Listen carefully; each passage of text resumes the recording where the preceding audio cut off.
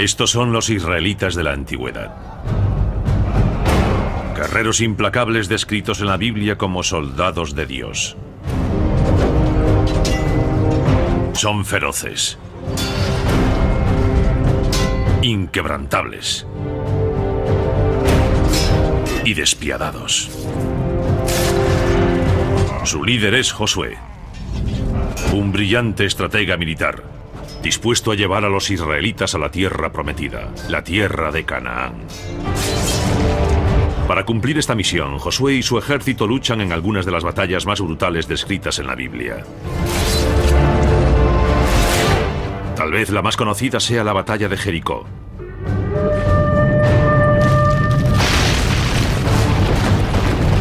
Una intrincada historia de espionaje, guerra psicológica y exterminio de toda una población. Pero Jericó es solo el primer paso de una larga campaña militar destinada a conquistar la tierra de Canaán. Una campaña repleta de sangre y masacres.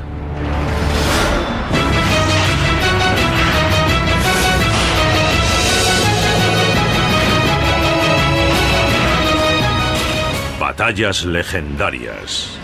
Josué, la matanza épica. El poderío militar de Josué es descrito por primera vez en la Biblia durante la campaña del Gran Éxodo de Egipto en el siglo XIV a.C. Poco después de cruzar el Mar Rojo, los israelitas sufren la emboscada de un pueblo cananeo, los amalecitas. Moisés es el líder de Israel. Escoge a su guerrero más implacable, el joven Josué, para ser el comandante de la campaña. Josué combate con brillantez y lleva a los israelitas a la victoria. Pero tanto él como Moisés se dan cuenta de que los israelitas necesitan una fuerza de combate más eficaz si pretenden invadir y conquistar Canaán y sus docenas de ciudades-estado fortificadas. Las tropas de los israelitas son guerrillas de infantería ligera. No pueden combatir en llanuras abiertas. Los cananeos tienen carros y los derrotarían con facilidad. Así que permanecen 40 años en el desierto preparando un poderoso ejército. Josué está impaciente por invadir Canaán, pero acepta los sabios consejos de Moisés, que cree que los israelitas deben permanecer más tiempo en el desierto para preparar un nuevo y mayor ejército. Después de 40 años, su ejército ha alcanzado los 8.000 soldados. Ahora ha llegado el momento. El primer paso es dejar su campamento de Cades Barnea. Pero las ciudades amuralladas cananeas bloquean la ruta hacia el norte. Moisés y Josué conducen a unos 35.000 hombres, mujeres y niños hacia el sur, y después hacia el este, hacia el valle del Jordán.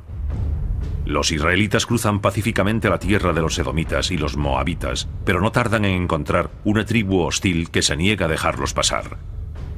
Los amonitas. Es la primera prueba del nuevo ejército israelita. Josué demuestra que no ha perdido su destreza militar y lleva a su ejército a la victoria. Entonces, según la Biblia, Moisés, Josué y los israelitas atacan a otras tribus del valle de Jordán en su camino hacia Canaán.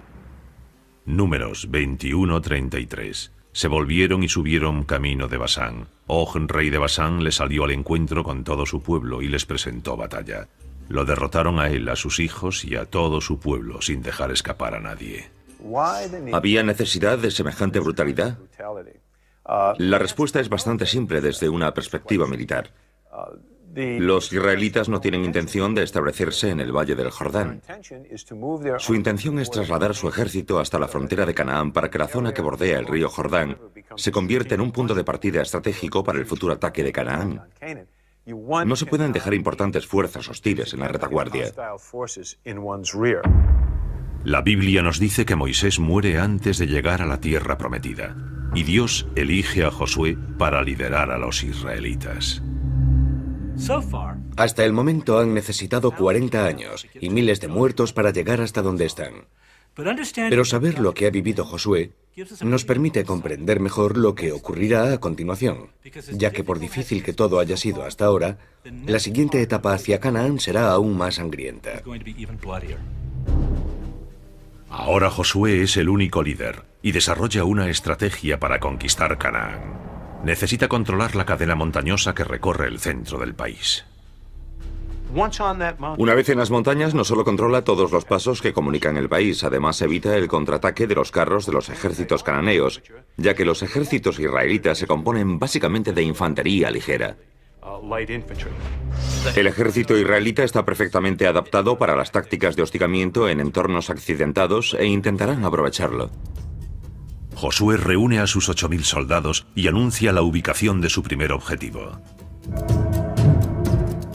Se trata de una de las ciudades más antiguas del mundo, la legendaria ciudad de Jericó. Josué atacó Jericó como primer paso de los israelitas en una guerra de exterminio. Los israelitas no tienen intención de establecerse en Canaán mientras haya otros pueblos allí. Su intención es atacar sus ciudades, expulsarlos y sustituirlos con su población. Jericó es bastante pequeña y su población y sus defensas son escasas. Pero Jericó dispone de su famosa muralla, 2 muros concéntricos con una separación de 3,5 metros entre ambos. Según se cree, mide unos 9 metros de altura y 1,3 kilómetros de circunferencia. Parte de la población de Jericó vive entre ambos muros. Comprender la distribución de Jericó es crucial para lograr invadir la ciudad.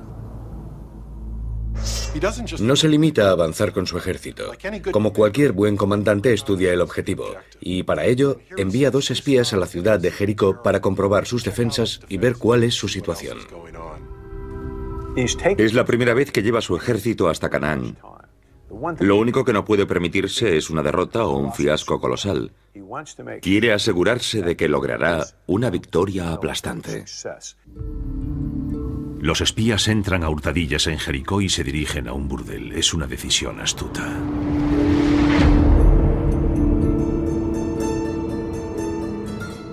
La elección de una posada o un prostíbulo es absolutamente brillante. Se trata de una ciudad pequeña, cualquier extraño sería descubierto de inmediato. El único lugar que podría proporcionarle no un escondite, pero sí una buena excusa para estar allí sería un prostíbulo. Además, en esos lugares se habla mucho y podrían escuchar muchos chismes sobre la disposición de las tropas, su moral, etc. Encuentran a una prostituta dispuesta a prestarles ayuda. Su nombre es Rahab. Rahab habla a los espías sobre la situación de Jericó y deja muy claro que la población está desmoralizada. Los relatos de las grandes matanzas durante la campaña en Jordania han llegado a sus oídos. Están muertos de miedo por si son atacados. Según la Biblia, Rahab vive entre los 2 muros concéntricos. Es un dato importante, porque, como veremos, hay quien cree que la ubicación de la casa de Rahab es crucial para el desarrollo de la batalla de Jericó. La noche ha caído y los espías están dispuestos a salir de Jericó y ofrecer su informe a Josué. Pero son descubiertos.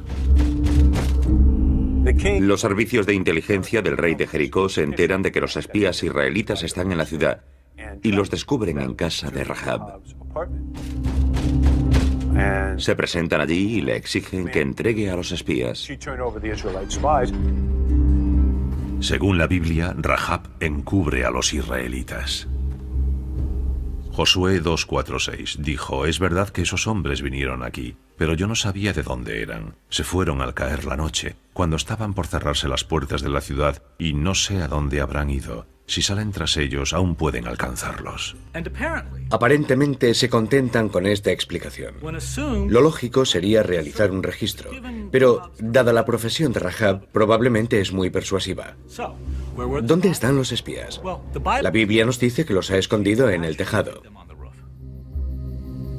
Al amparo de la oscuridad, los espías deben escapar de la ciudad y reunirse con Josué. Pero antes de regresar, dicen a Rahab: como nos has ayudado, queremos que te salves cuando ataquemos esta ciudad. Para que sepamos que esta es tu casa, toma un cordón rojo, átalo a la ventana y nada te pasará ni a ti ni a tu familia.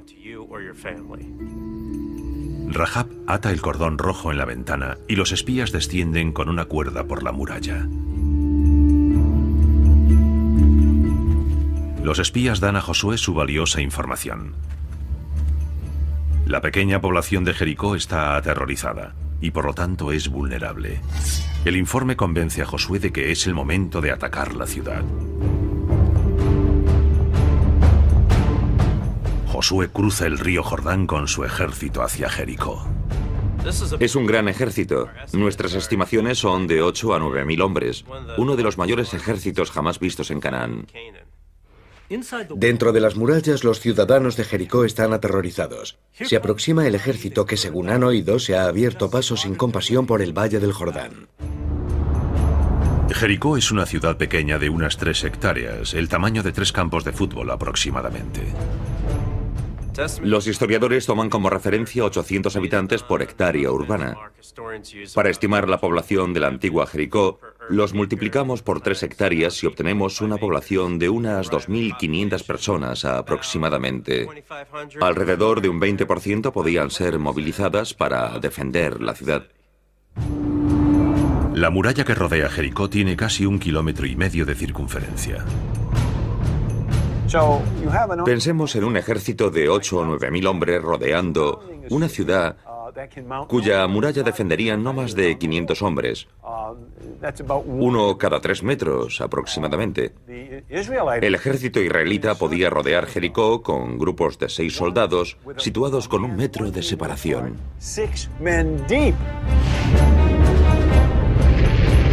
Pero ese enorme ejército no ataca. Josué hace que sus soldados marchen alrededor de Jericó durante 6 días. La descripción bíblica del plan parece absurda a primera vista. Según la Biblia, Yahvé dice a Josué: deberás marchar alrededor de la ciudad durante 6 días. Según la Biblia, el 7º día los israelitas deben hacer sonar sus shofars, sus cuernos de batalla. Y así las murallas se vendrán abajo. Todo el mundo conoce la vieja historia de Josué en la batalla de Jericó y el derrumbe de las murallas. Josué 3:16-20. Josué dijo: lancen el grito de guerra porque Yahvé les entrega la ciudad. Al oír las trompetas, el pueblo prorrumpió en un griterío ensordecedor y el muro se desplomó. Enseguida el pueblo cometió contra la ciudad, cada uno contra lo que tenía delante, y la tomaron. Las murallas caen y las defensas de Jericó se desmoronan. ¿Se trata de un milagro o hay otra explicación? Las murallas de Jericó se derrumban.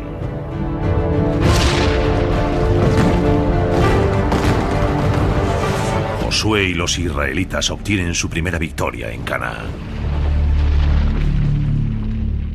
Tiene que haber una explicación bélica más lógica y creo que la Biblia la revela si sabemos dónde buscarla. El secreto es Rahab, la prostituta. ¿Recuerdan cómo salieron los espías israelitas de la vivienda de Rahab? Ella los hizo descender por una cuerda. Además le dijeron que atase un cordón rojo a la ventana. Aparentemente lo hicieron para que el ejército israelita supiese cuál era su casa y ella no sufriese ningún daño. Pero obviamente, una vez dentro de las murallas de la ciudad, los soldados israelitas no podrían ver una señal visible solo desde el exterior. Debemos preguntarnos qué significa un cordón rojo colgado de una ventana a 2 o 3 pisos de altura en la muralla. Creo que esa es la respuesta a cómo se derrumbaron las murallas. Un cordel rojo puede ser una señal, pero desde una perspectiva militar, esta historia nos ofrece una explicación totalmente diferente. ¿Y si el cordel rojo no está allí para decir no nos ataquéis? ¿Y si es una invitación a subir? Rahab pudo bajar por la ventana la misma cuerda que los espías utilizaron para bajar, para que los soldados israelitas la usen ahora para subir. El ejército israelita crea la distracción perfecta haciendo que los soldados recorran el perímetro de la ciudad haciendo sonar sus cuernos de batalla. En medio de aquel estruendo sería sencillo que 8, 10 o 12 hombres subiesen a la vez por la cuerda. Utilizarían el cordel rojo para saber dónde estaba la casa de Rahab y se ocultarían en ella o en el techo. 10 hombres de cada vez durante 6 días serían aproximadamente 50 o 60 soldados de operaciones especiales dentro de la muralla. El séptimo día, el ejército sigue marchando alrededor de la ciudad. Josué da la orden y los israelitas hacen sonar los cuernos. Por última vez. Probablemente ese ruido fue una señal para que los soldados de operaciones especiales saliesen de su escondite rápidamente. Atacaron a los defensores desde el interior, abrieron las puertas y las murallas se vinieron abajo. Fuera había tal cantidad de hombres en comparación con el número de defensores que podrían haber desguarnecido fácilmente una sección de la muralla. Esto habría facilitado situar escalas de asalto, utilizarlas para subir y metafóricamente hacer caer las murallas. La ciudad está a merced de Josué y a continuación hace algo que siempre ha horrorizado a los lectores de la Biblia. Toda la ciudad es pasada por las armas.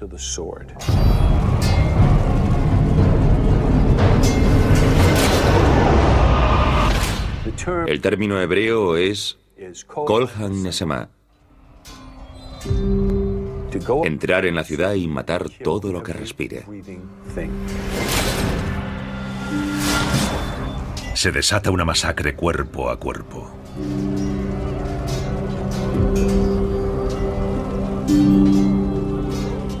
Es una guerra de exterminio. Josué quiere enviar un mensaje a los demás reyes de Canaán. Este será vuestro destino si no os marcháis.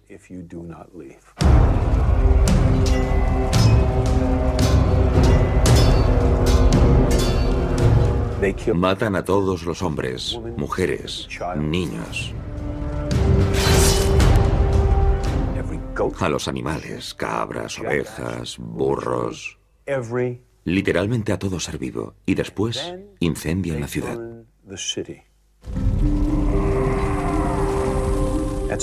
La pobre gente de Jericó tuvo que enfrentarse a un destino realmente horrible. Josué es un buen táctico y un buen estratega. Sin embargo, también parece estar obsesionado por Dios. Está dispuesto a hacer sufrir semejante horror a una población totalmente inocente, no solo para lograr sus objetivos militares, sino tal vez para cumplir la promesa de Yahvé. Irás a la tierra de Canaán y tomarás aquellas ciudades que te he dado como herencia. El precio de esa herencia, al menos en términos humanos, es sin duda muy elevado.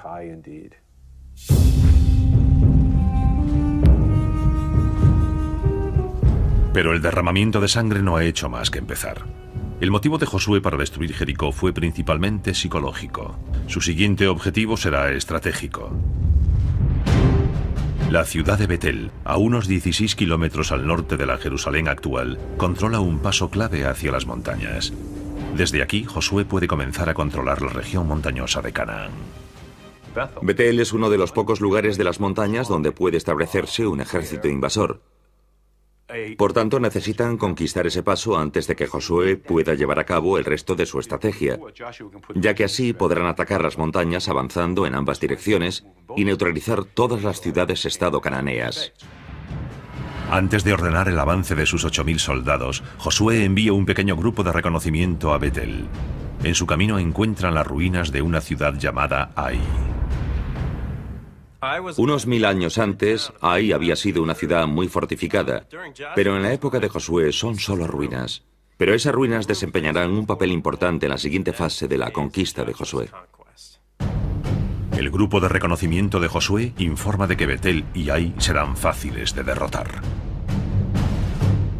Le aconsejan no enviar todo el ejército hacia las ruinas, porque no tendría mucho sentido. Josué confía en esa información y envía solo unos 600 hombres a Ai. No sospecha que el ejército betelita se esconde en las ruinas. En Ai, Josué comete uno de sus escasos errores. La función de un grupo de reconocimiento es informar de la situación sobre el terreno, no hacer sugerencias operativas. Mientras el resto del pelotón permanece fuera, un pequeño grupo de reconocimiento entra en las ruinas.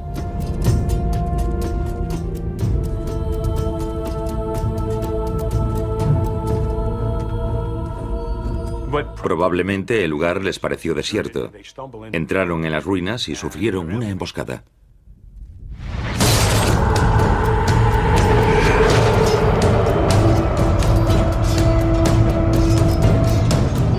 La mayor parte del grupo de reconocimiento es masacrado.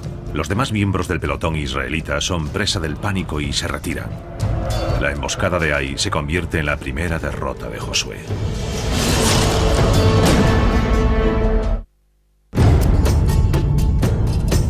La victoria de Josué en Jericó es deslucida por su derrota en Ai, la primera que sufren los israelitas desde que invadieron Canaán.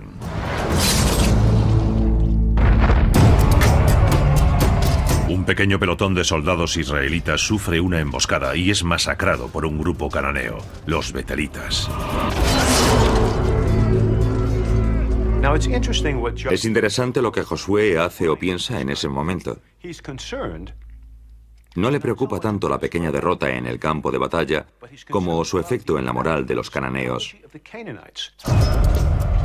Había destruido la ciudad de Jericó para enviar un mensaje psicológico a todas las ciudades-estado cananeas y ahora sus soldados han sido derrotados.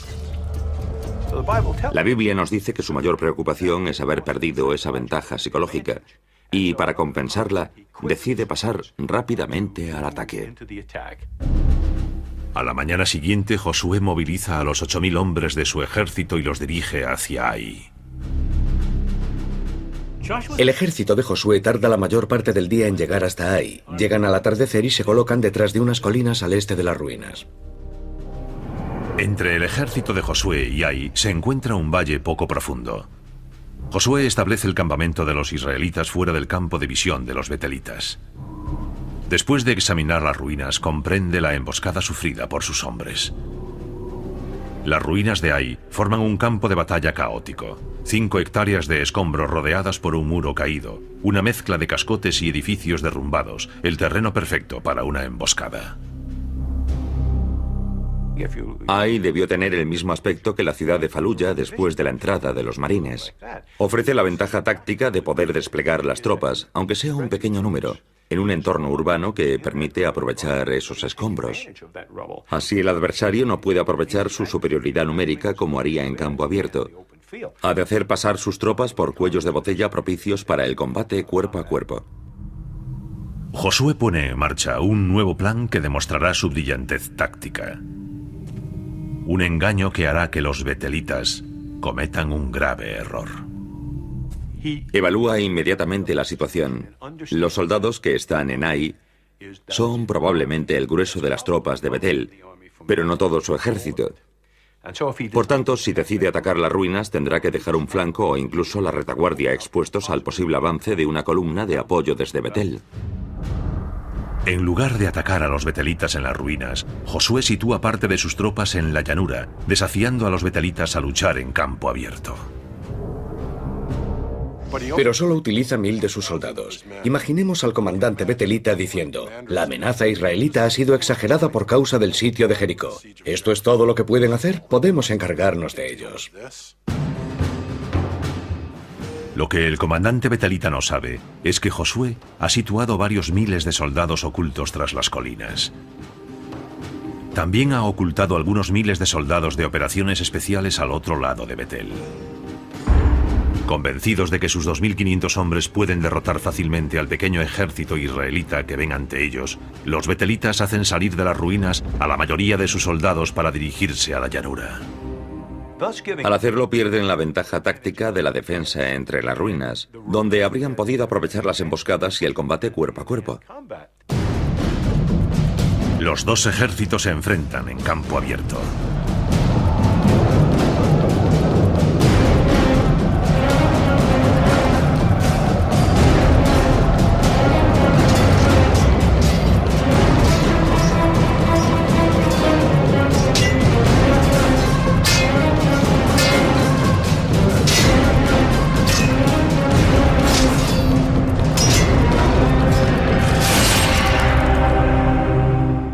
Es una batalla con sangre, rostros y miradas frente a frente. El arma principal de ambos ejércitos es la espada curva de bronce. Su hoja de 30 centímetros y su empuñadura se forjan a partir de una única pieza de bronce para darle mayor resistencia. También portan lanzas de madera de 1,80 m de longitud. Estas armas tienen una afilada punta de bronce. Los israelitas también usan ondas que convierten pequeñas piedras en proyectiles letales que matan como balas. El campo de batalla de Ai no tarda en llenarse de cadáveres. Los israelitas que quedan en pie en el campo de batalla están desbordados y se retiran. En este punto, los betelitas comienzan a correr persiguiéndolos. Pero lo más interesante es que las unidades de apoyo que los betelitas habían dejado en Ai también abandonan las ruinas y se unen a la persecución para intentar alcanzar a los israelitas, masacrarlos y acabar con la amenaza de la invasión israelita de una vez por todas. Josué se detiene al llegar a la cima de la colina, se vuelve y, reflejando con su espada la luz del sol, envía una señal a los 1000 israelitas ocultos al oeste de las ruinas. Josué 8:19, y tan pronto como extendió su brazo, los hombres que estaban emboscados salieron rápidamente de su escondite. Josué hace una señal a sus tropas, que salen de su escondite y reducen el campamento betelita de Ai a cenizas.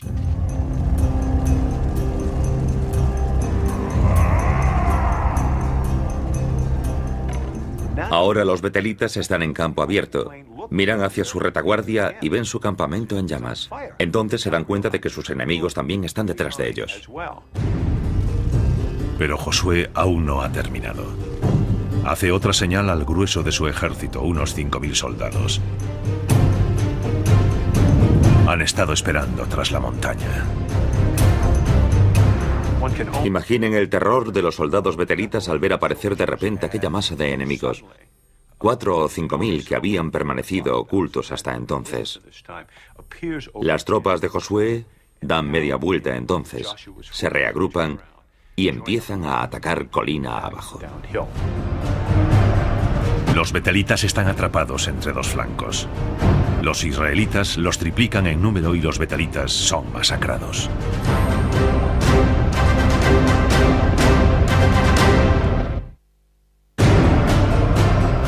En la batalla de Ai, el comandante israelita Josué utiliza avanzadas tácticas de combate para derrotar a un pueblo cananeo, los betelitas.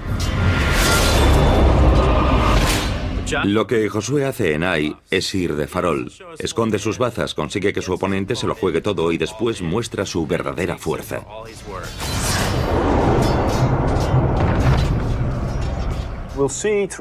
En toda la vida de Josué vemos esos indicios de táctico y estratega brillante.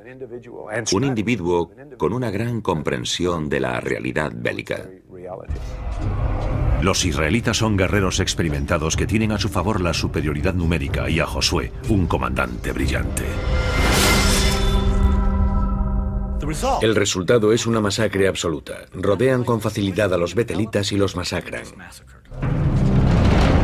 Josué ordena exterminarlos a todos y de nuevo vemos lo que pretende. Es una historia muy cruel, pero Josué tiene un doble propósito. En primer lugar, pretende recuperar la ventaja psicológica aterrorizando a los restantes reyes cananeos. En segundo lugar, no puede permitir que queden fuerzas betelitas detrás de su línea de comunicación. Todos deben de morir, y eso es lo que ocurre. Y eso incluye al rey betelita, que es capturado con vida. Josué ordena a sus hombres llevar al rey a las puertas de Betel, donde es ahorcado. Josué 8:29. Al rey de Ai lo hizo colgar de un árbol hasta la tarde. Con su rey ejecutado públicamente y su ejército destruido, la estratégica ciudad de Betel se rinde. La brillantez táctica de Josué realmente destaca en la batalla de Ai. Si se hubiera presentado con todo su ejército frente a la ciudad, los betelitas nunca habrían salido ni combatido en campo abierto. Habrían visto con claridad que no tenían ninguna posibilidad. Se habrían encastillado en la ciudad y Josué se habría enfrentado a una larga y lenta batalla de desgaste. Y eso es algo que a Josué no se puede permitir. No puede permitirse perder tiempo o tropas. Por tanto, Josué ha recuperado la iniciativa estratégica y táctica. Ha destruido Jericó. Ha conseguido que su ejército tome la llanura y el paso hacia la zona montañosa que cruza longitudinalmente Israel. Y además ha recuperado la ventaja psicológica. Una vez más ha logrado atemorizar a los reyes cananeos cuyos reinos custodian las montañas, que son el principal objetivo estratégico de las operaciones militares de Josué. El siguiente movimiento de Josué es diplomático. Convence a las tribus cananeas de las montañas para que se unan a los israelitas como aliados. Estas tribus tienen tropas muy similares a las de los israelitas y son ajenas a la influencia de las ciudades-estado cananeas. Esto le proporciona una ventaja militar enorme. En primer lugar, ahora puede moverse a lo largo de las montañas, al menos hacia el norte, sin tener que preocuparse por estas tribus, ya que ahora son aliados. En segundo lugar, facilitan su logística. Pueden proporcionarle suministros, tienen cultivos y animales a los que puede recurrir. No tienen el compromiso de proteger los estados cananeos, así que se unen al ejército de Josué como mercenarios. Utilizando datos de población, podemos estimar que el ejército de Josué en Jericó constaba de unos 8.000 hombres. La Biblia no nos dice con cuántos hombres más cuenta ahora. Es probable que entre 3 y 4.000. Por lo tanto, se trataría de un ejército de unos 12.000 soldados.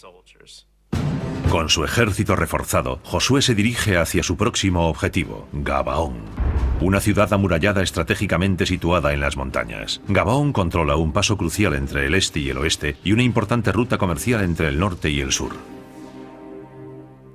Aquí es donde Josué saca partido de su ventaja psicológica. Las noticias de las masacres de Jericó y Ai han llegado a Gabaón, pues la Biblia nos dice que sus habitantes estaban aterrorizados. Sugieren a Josué que no hay necesidad de combatir y se prestan a ser sus aliados. El plan de Josué va según lo previsto. Firma un pacto con Gabaón y sus soldados se unen a los israelitas. Juntos, cortan importantes rutas comerciales cananeas que cruzan la zona montañosa del centro del país. Los reyes cananeos no pueden tolerar esta situación durante mucho tiempo, por lo que el rey jebuseo de Jerusalén, Adonisedec, envía un mensaje a los otros 5 grandes reyes de la región para que se unan a él contra Gabaón. Los ejércitos de los 5 reyes se reúnen en Gabaón, la rodean y la ponen bajo asedio. Los 5 reyes cananeos comandan una fuerza combinada de casi 15.000 hombres, un poderoso ejército de infantería pesada y carros.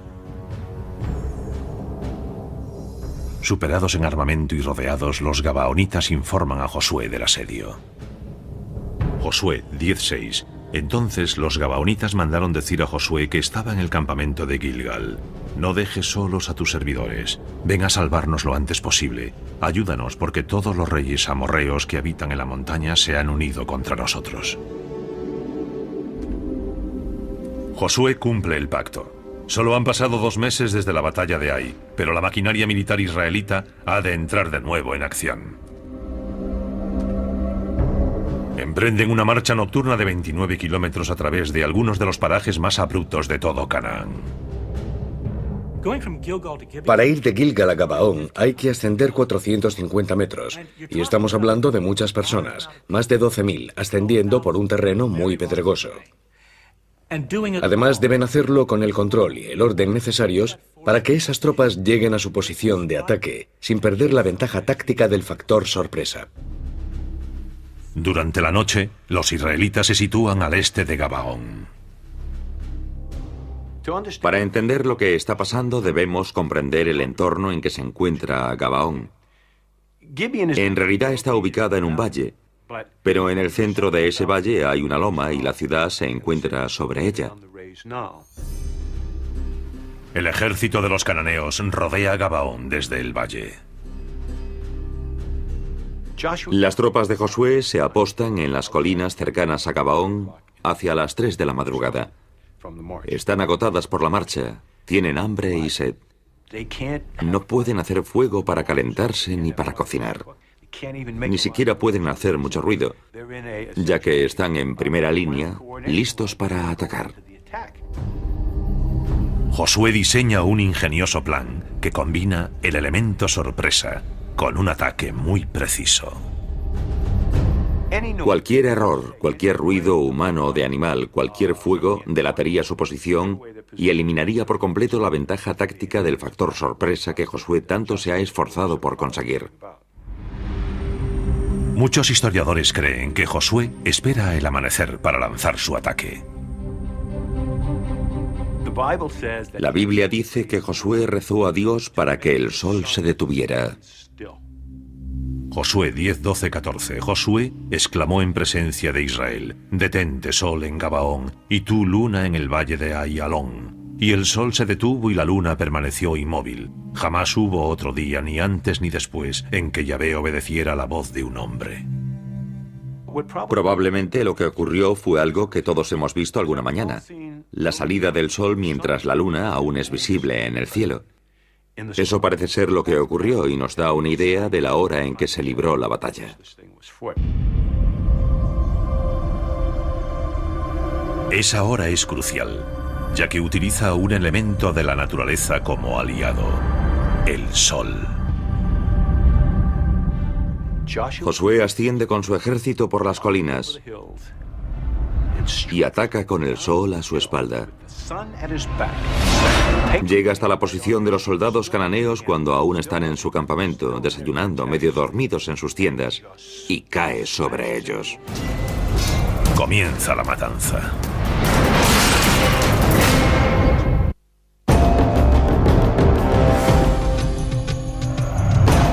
Amanece. Josué ataca con el ejército israelita a las tropas cananeas cerca de la ciudad de Gabaón. 12.000 israelitas descienden gritando por una colina a toda velocidad.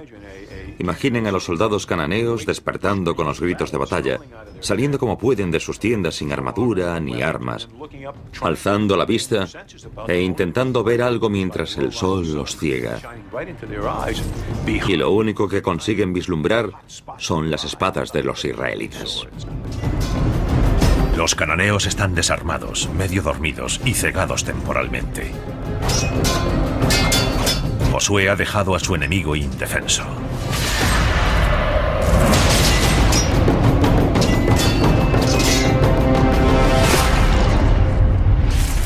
De nuevo vemos su conocimiento del terreno y la táctica.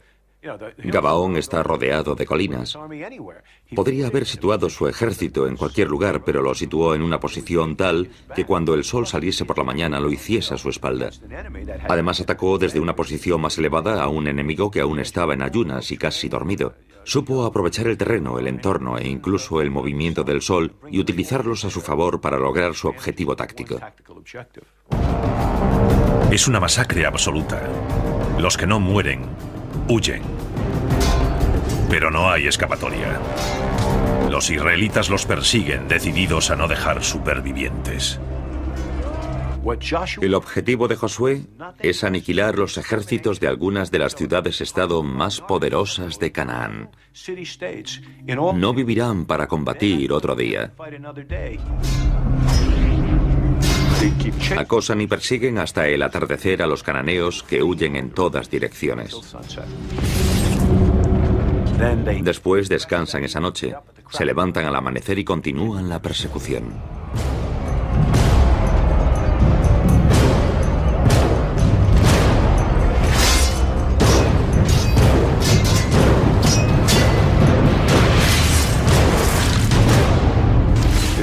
Estamos hablando de un ejército de infantería que recorrió 48 kilómetros en 2 días, combatiendo 2/3 de ese tiempo. Se trata de una hazaña bélica para cualquier ejército, incluso uno actual. Pero ver algo así, en la época de la Biblia, nos ofrece una magnífica perspectiva de la categoría de Josué como comandante. Libró una de las mejores y más estudiadas batallas de la historia. Es una victoria estratégica crucial para los israelitas y un punto de inflexión en la invasión de Canaán por Josué. En ese momento, Josué ha alcanzado muchos de sus objetivos estratégicos. Controla la mayor parte de la región montañosa central. Ha destruido o pactado con las ciudades-estado más importantes de esa región. Josué prácticamente ha cumplido sus objetivos. Según la Biblia, a continuación Josué derrotará a decenas de reinos cananeos, pero no logra conquistar toda la tierra prometida. Al final, Josué carece del número y la combinación de tropas que necesitaría para conquistar toda Canaán y ocuparla con reasentamientos israelitas.